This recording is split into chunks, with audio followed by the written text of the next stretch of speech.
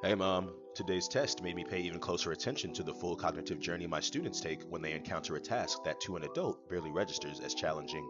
Comparing two sides of an equation seems simple when you've had years of exposure to numbers, symbols, and abstract relationships.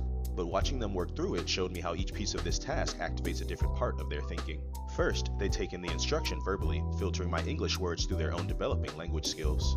Then, they shift into interpreting the written problem, where the numbers and symbols sit on the page without any automatic meaning. They decide what operation is needed, carry out the calculation, hold the answer in working memory, and return to the relational symbols to determine how the two sides compare. Every step is a transition, listening to thinking, thinking to doing, and doing to interpreting. It also reinforced how meaning is something students create through exposure and experience rather than something handed to them ready-made. When I look at the less than, greater than, or equal sign, I see concepts that are deeply familiar, almost automatic.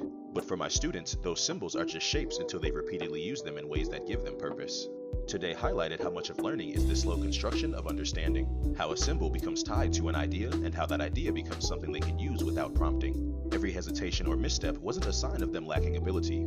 It was evidence that they're still in the process of attaching meaning to the tools of mathematics. The repetition of seeing, using, and applying those symbols is what eventually gives them weight. Seeing that reinforced how essential it is for me to create space for that meaning-making process. Basti, 6 plus 4, 10. Paki, 4 plus 6,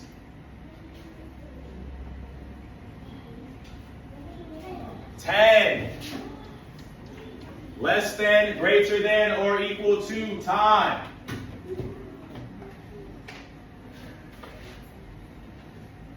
Who wants to help time? Captain. Equal, so time. Less than, greater than, or equal. Equal. More importantly, today showed how school constantly asks students to translate between different mental worlds. There's the language I speak, the visual language of numbers and symbols, the logical structure of mathematical relationships, and each student's own internal understanding that they're trying to organize. They're shifting between those worlds every few seconds. One moment they're listening, the next they're computing, and the next they're interpreting symbols that carry no natural meaning. And they're expected to do all of this smoothly without losing the thread. Realizing how many transitions they manage helps me better appreciate the invisible cognitive work happening behind their expressions of uncertainty or confidence. It also pushes me to support those transitions more deliberately, choosing clearer language, breaking down steps more explicitly, and giving them time to move from one cognitive mode to another without feeling rushed. By the time the test was over, the takeaway wasn't about scores or accuracy.